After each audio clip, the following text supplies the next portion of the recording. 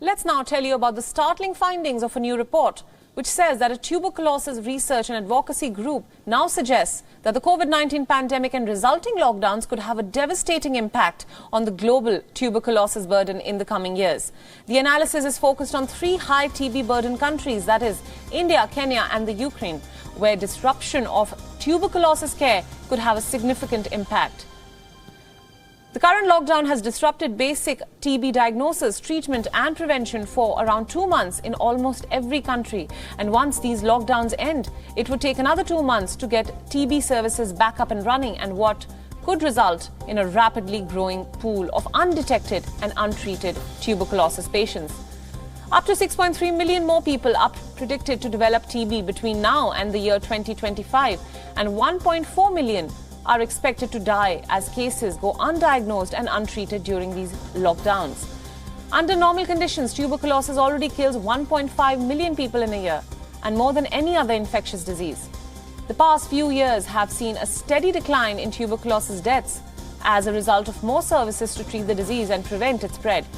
But this coronavirus lockdown across the world will set back global efforts to end TB by 5 to 8 years. Meanwhile, in India, the number of tuberculosis notifications have dropped by 80%, as many people with TB symptoms are avoiding to visit hospitals during lockdowns. Even for those people who are battling cancer, the impact of the lockdown can be terrifying and life-threatening. Oncologists have raised concerns about delayed diagnosis of cancer and its stage migration due to fear of visiting hospitals amid the outbreak.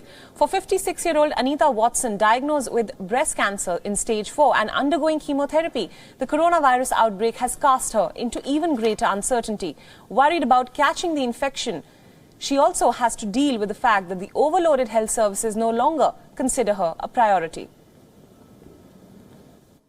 Well, I mean, when you're going through cancer, you all have a card, and that's mine. And that little card is your lifeline. So you know that if you've got any problems, if you feel ill, unwell, you can pick up the phone and get through to the chemotherapy ward, and they're going to treat you. They're going to sort it out straight away.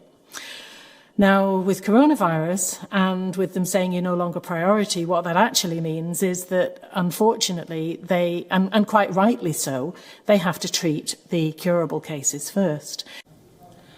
While COVID-19 restrictions have varied from country to country, many countries have implemented stay-at-home strategies lasting several weeks.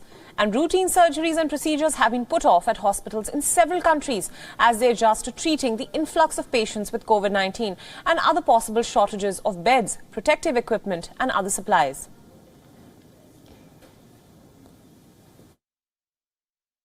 Stockage à long terme privé.